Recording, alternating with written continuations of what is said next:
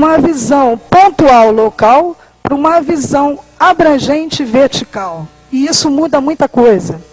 Isso na escola contribui para a construção de uma visão sistêmica, integrada do ambiente. Eu acho que depois, quando eu der exemplos, fica mais palpável, mas em tese é como se eu levasse o aluno na beira do rio para ele estudar e perceber o impacto local, sendo que eu não refletisse sobre as implicações a montante ou a jusante e de todo aquele contexto no comprometimento do rio, né? Os problemas eles podem se manifestar localmente, mas eles têm implicações que estão para além do local. E na medida em que a gente consegue utilizar esses recursos de uma forma articulada, problematizadora do que eu estou querendo entender, eles ganham em significado. Aliás, eu costumo dizer que a contribuição pedagógica dos recursos de sensoriamento remoto ganham em significado a partir da problematização da realidade socioambiental que eu faço com os trabalhos de campo e estudos do meio, como a professora Nídia colocou muito bem aqui de manhã, né? Bom, visto isso, a compreensão e conscientização sobre problemas da realidade socioambiental e exercício da cidadania vai ganhando cara. Entendendo aqui que, para eu entender o espaço e seus problemas, né, é algo importante para que eu possa me conscientizar e buscar soluções para esses problemas,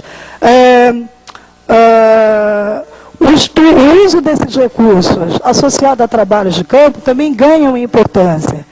Cabe também lembrar que quando a gente está falando aqui de conscientização, e aqui a gente está falando com professores, a gente pensa em conscientização e consciência no sentido colocado por Paulo Freire, né, na Pedagogia do Oprimido, quando ele fala do desvelamento crítico da realidade e a ação social transformadora. Então, também não estou falando de qualquer conscientização.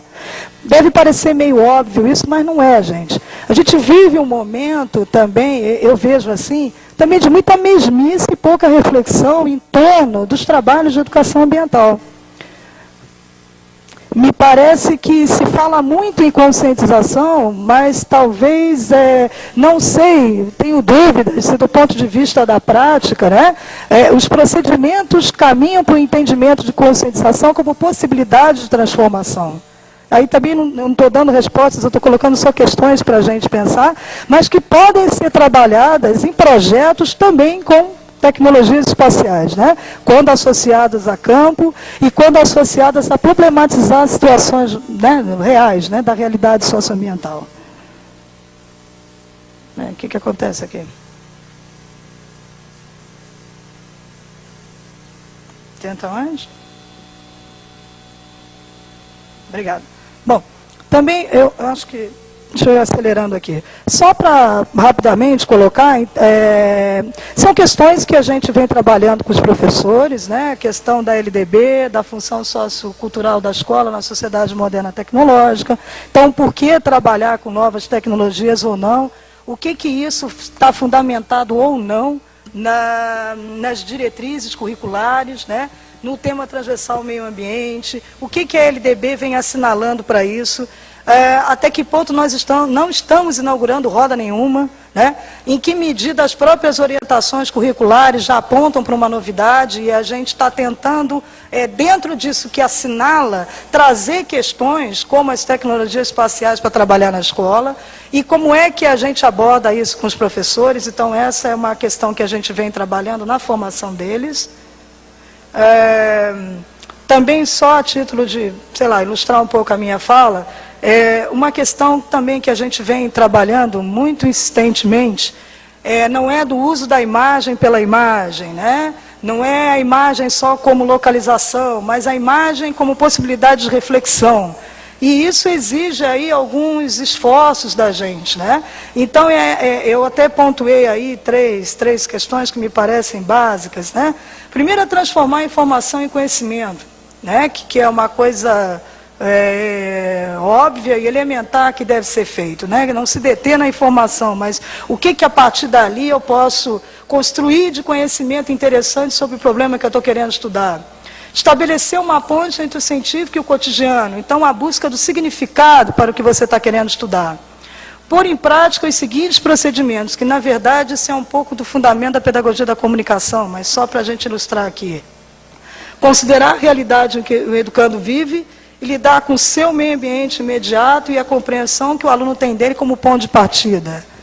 Buscar a reelaboração da compreensão inicial do aluno sobre o seu meio ambiente como ponto de chegada do processo de ensino e aprendizagem.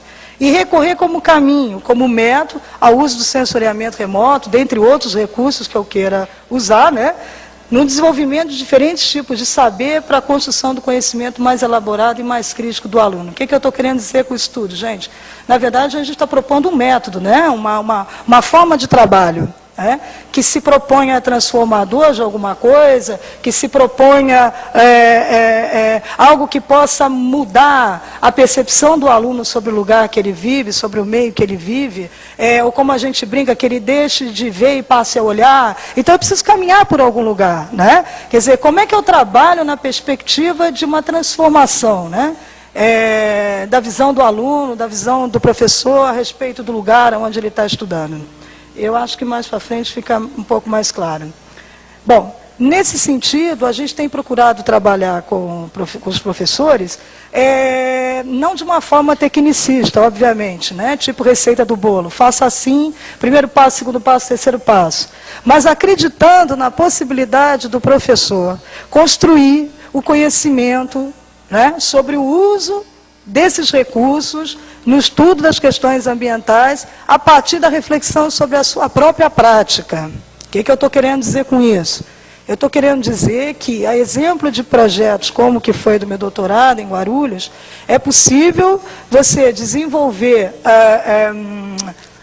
possibilidades, né, projetos de escola, onde os professores tomem o seu próprio fazer como objeto de investigação, de reflexão, né, e que, fundamentados por um projeto escolar, possam possibilitar a esse professor descobrir, né, conhecer formas de trabalhar com os recursos de sensoriamento remoto e, ao mesmo tempo, investigar, né, e como eu posso dizer, e descobrir, digamos assim, possibilidades de transformação da sua própria prática pedagógica. E, na verdade, eu não estou querendo me aprofundar muito, mas eu estou falando das questões de pesquisação, né? Nós trabalhamos com pesquisação, inclusive aqui no projeto do professor Compiani, que ele falou de manhã, naquele projeto Anhumas, que eu também participo, com um módulo de local regional junto com ele, onde a grande proposta é que os professores reflitam sobre o seu fazer, né? E, na medida que eles vão refletindo sobre o seu fazer, por meio de um projeto escolar, eles vão encontrando as formas de inserir esses conhecimentos. Então, como é que eu uso o mapa, como é que eu uso a imagem, como é que eu amarro o trabalho de campo, como é que eu faço com o mapa, como é que eu faço com isso, com aquilo, digamos assim, no escopo de um projeto escolar, mas que tem como diretriz a própria reflexão sobre o trabalho pedagógico, né, sobre o fazer do professor. Eu acho que isso é extremamente rico e extremamente transformador, como o Maurício colocou aqui de manhã.